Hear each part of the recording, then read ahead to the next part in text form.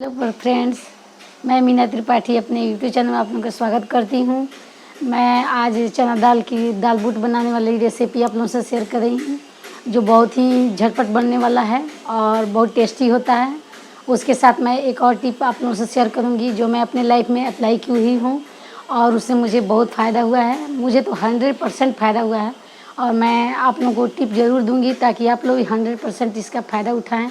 ये टिप बहुत ही कारगर टिप है, इसका कोई तोड़ नहीं है। आप लोगों को फ़ायदा करेगा ही, अगर जैसे मैं बता रही हूँ वैसे वैसे कीजिएगा तो चलिए पहले हम लोग दाल बूट बनाते हैं और टेस्ट कर लेते हैं, फिर उसके बाद टिप बताऊँगी।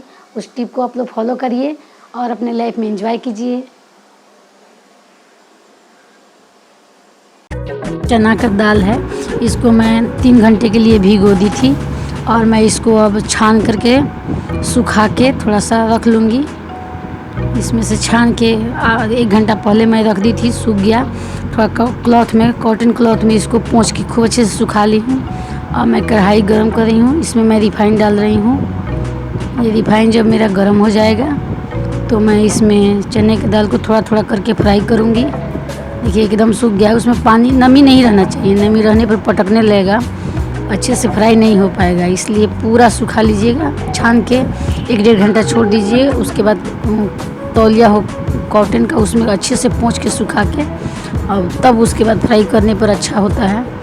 तो मैं अब इसको डाल दी हूँ। अब जब तक इसमें फेन रहेगा तब तक इसको चलाते रहेंगे। जब इसमें का जो ये तेल का जो बुझबुझा निकल रहा है वो बंद हो जाएगा। जैसे अब देखिए बंद हो गया, तो अब मेरा दाल फ्राई हो गया है, मैं इसको निकाल लूँगी। ये अच्छे से फ्राई हो चुका है। अब इसको मैं छान के धीरे धीरे पूरा निकाल लूँगी और जो बचा हुआ है उसको भी छान लूँगी। इसी तरह सारे दाल मैं फ्राई कर लूँगी और उसके बाद इसका दाल बूट बनाऊँगी। इसका चना के दाल बूट बहुत अच्छा लगता है, मेरे बच्चे बहुत खाते हैं, इसलिए मैं हमेशा बनाती हूँ अपने बच्चों के लिए। ये इसको अब धीरे धीरे निकाल लेंगे। वो अच्छे से फ्राई हो चुका है। इसको पेपर पे मैं रख देती हूँ ताकि उसमें का ऑयल निकल गया है। पेपर पर रखने से जो एक्स्ट्रा ऑयल रहता है वो निकल जाता है। अब मैं इसको एक थाली में रख के उसमें मैं 1 चम्मच, छोटी चम्मच से मिर्च पाउडर डाल देती हूँ और 1 चम्मच नमक, थोड़ा सा और डाल देते हैं नमक।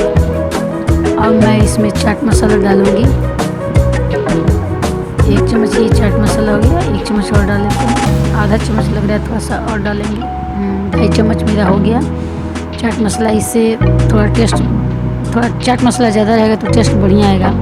अभी बहुत गर्म है तो मैं हाथ से इसको मिलाना उचित नहीं समझती हूँ, इसलिए मैं पहले स्पून से ही मिला देती हूँ और थोड़ा ठंडा हो जाएगा तो अच्छे से हाथ से मिला के इसको तैयार करूँगी। देखिए थोड़ा ठंडा हो गया, मैं इसको धीरे धीरे हाथ से चारों तरफ से मिला दूँगी ताकि अच्छे से सब मसाले इसमें मेल्ट हो जाएं। मसाले अच्छे से मिल जाएंगे तो स्वाद इसका बढ़िया आएगा। कि चारों तरफ से मैं मिला रही हूँ,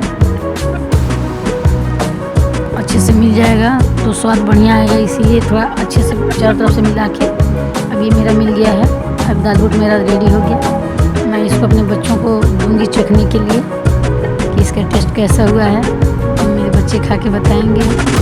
आप लोग भी बनाइए और इसको चाय के साथ भी मतलब चाय के साथ भी दाल बूट अच्छा लगता है। आप लोग भी इसको एंजॉय कीजिए कि कितना सुंदर निखर के आया इसका लुक। एक बार ट्राई अवश्य करें और कमेंट करके बताएं कि ये दाल बूट कैसा हुआ है।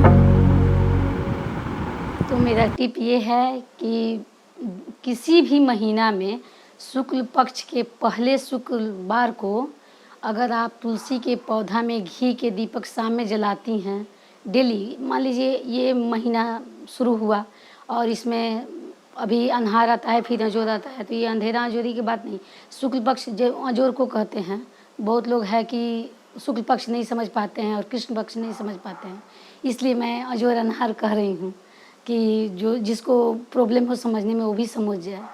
तो शुक्ल पक्ष के किसी भी महीना के शुक्ल पक्ष के पहले शुक्रवार जो पड़ता है, जैसे आज से शुक्ल पक्ष स्टार्ट हो गया और इसके बाद जो शुक्रवार आएगा उस शुक्रवार को शाम में घी के दीपक तुलसी के पौधा में जलाएं और सुबह में जो अब डेली हम लोग रूटीन में पूजा करते हैं, तो उसमें तुलसी जी के पौधा में जल, फूल, अक्षत, नैवेद्य भोग लगाएं।